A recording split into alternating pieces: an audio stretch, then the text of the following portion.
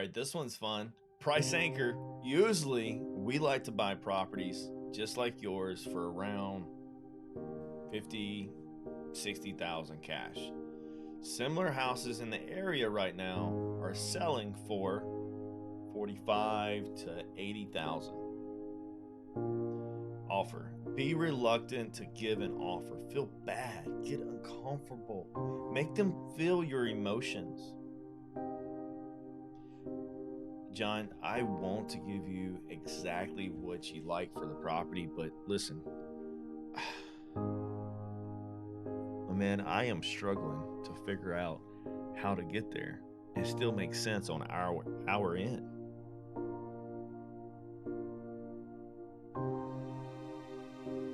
John, taking everything into consideration, I don't know I'd be comfortable offering around, honestly, 40 to 55,000 maybe for the property, but that's probably not worth it for you, is it? Negotiation. What were you realistically hoping for? John, listen, I'm paying for all the closing costs. I mean, is that really the least that you would take? No commissions.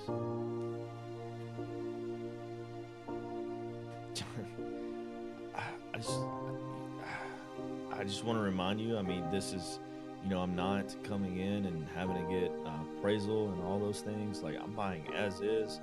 There's no warranties. Like, I mean, we'll walk the property, but I'm taking it just like it is, my friend. I mean, is that really the lowest you'll go?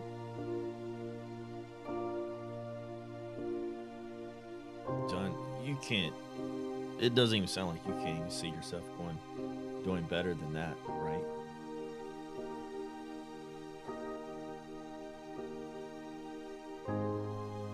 John, listen, I'm sure you can understand that, as a buyer in the area, we have to make some kind of profit on the house, and the numbers just don't seem to work on this. I mean, I've showed you, comps in the area that have sold recently. I mean, I just, and I completely understand too why you're wanting more. Listen, if something changes, feel free to call me back. And we would love to, follow up with you in the future. I mean, would you be offended if we did that? I enjoyed our chat, and just keep me in mind in the future, my friend. Get off the phone. Right, that's it. Price anchor. Let's go over that a little bit more because I kind of went through this whole page really quick. Overall, though, the price anchor part of this negotiation is very, very powerful. And we're going to have future training on this in the future that we'll be putting together on how to price anchor different property types and different market conditions as well. But price anchoring, you're showing them facts without telling them that they're wrong. Okay. This is definitely a lead manager / acquisition specialist role, right? We're putting some numbers out here. I mean, this is probably more on the acquisition side than it is lead manager, but I already warned you from the beginning, like a lot of these kind of overlap. Okay, so price anchor, literally we can pull it up on Zillow, make a little box, and if a property 2 streets down sold for 55,000 and they're asking 100,000 for their house, we're legitimately curious of why their house is worth $50,000 more than that one that sold for 50. Okay, that's literally our thought process. John, help me understand. I'm confused. Show me what you see. Right? You're not telling them they're wrong. You never say your house is not worth that. Never, ever. Instead, you say, hey, I'm having trouble making sense of this. Can you help me understand? And now you're putting the pressure on them. Now, if you turn around and you tell them they're wrong, well, now you just created a disagreement for no reason. And quite frankly, you suck at your job. Okay? You never, ever disagree with them. Instead, you ask clarifying questions and you just say, hey, I'm confused. Can you help me understand? And that's it. Don't worry about your ego. Let it go out the window. No one cares about your ego. Okay. Price anchor, again, if you're using Privy, you can pull it up on Privy and you can see the comps. I would use the lowest comps.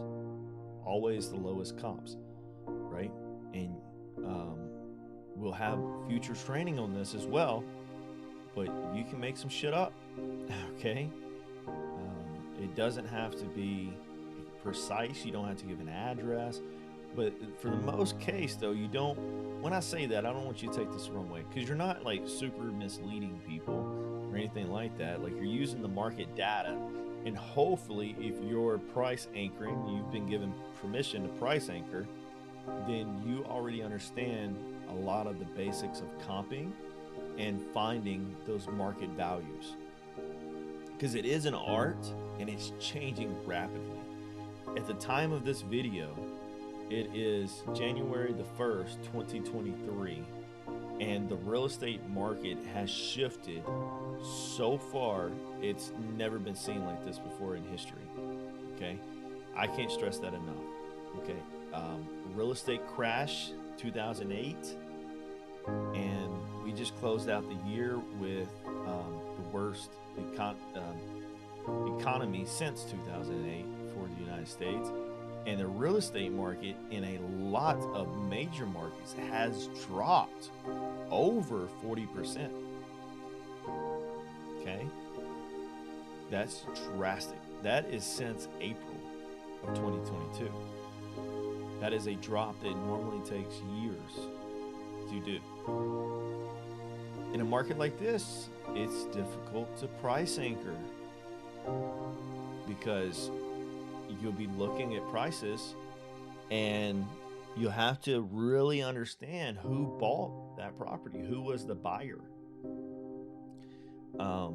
In certain markets, it's dangerous, right? I mean, right off the bat, like, if you're watching this video and you're using anytime around a downturn market, then you should be discounting your properties, and you should be open about that. It's business. Okay, if you're in an upturn market, well, be open about it. I mean, I wouldn't, pay them extra just because we're in an upturn market, but if you make sense of it, you make sense of it. If you can't, you can't. Right? It's business. It's easy. So, I hope this really hits home as far as price anchoring. Again, we'll go into detail about how to actually do this in real life scenarios in the future. Until then, my friend,